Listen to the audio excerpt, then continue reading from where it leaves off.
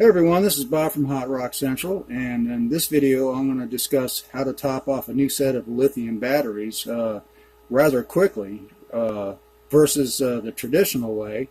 Will Prowse is somebody that I look to give me advice on how to do things, and on the first set of lithium batteries I got, I did it his way, which was to take all the batteries, put them in single file, and charge them all in parallel.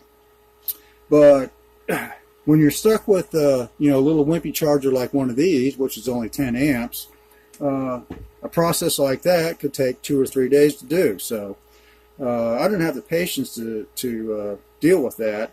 And actually, I did try that the first time, and it was really a pain in the ass, and I didn't like it at all. So I came up with another idea to do it, and that was actually just put the whole pack together, just like you're going to use it, and then set your solar charger to 29.2 volts. And 29.2 volts divided by 8 cells comes out to exactly 3.65 volts. So what you do is you go ahead and use your solar charger, charge them up, and I've got a 100 amp charger, so that sped things up pretty quick. But here's the caution right here.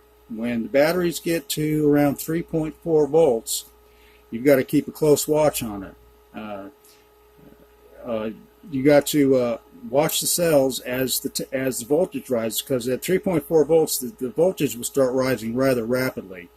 And any cells that aren't in balance, the ones that are charging more quickly, could easily go over 3.65 volts if the other ones are lagging behind. So you've got to watch that.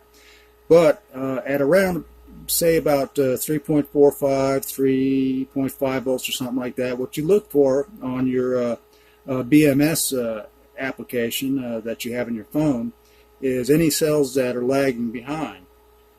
So let's say you've got one cell that's 3.5 and another one that's 3.45.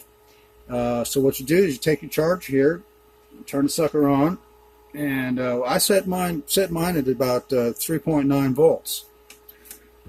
And then I would take the leads here and just go ahead and hook it up to that cell that's lagging behind.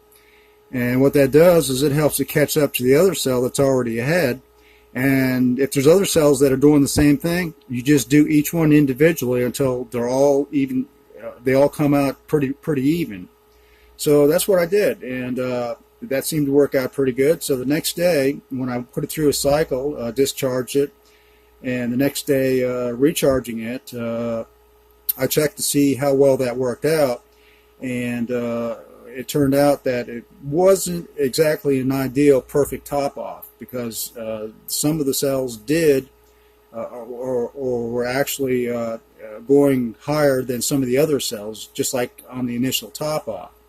So what I did is I went back again with the charger, and any of those cells that were lagging, I hit it with the charger on whatever cell needed it, and brought them up until everything was even again. And then after the second cycle, I found out that everything seemed to be okay after that. So that's the way I'm going to do it from now on, and I hope that this information might help some of you guys out there that are looking for a quicker way to top off a new set of lithium batteries. Also, I've got a balance board here too, which also probably helps out a little bit. And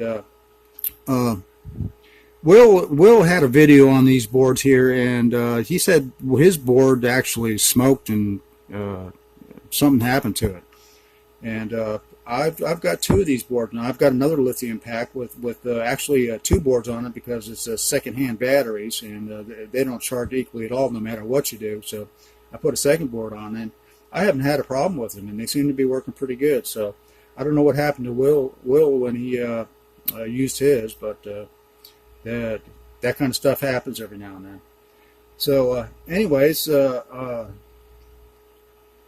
I don't know anything else I need to add to this, so I think that we'll call it quits right here.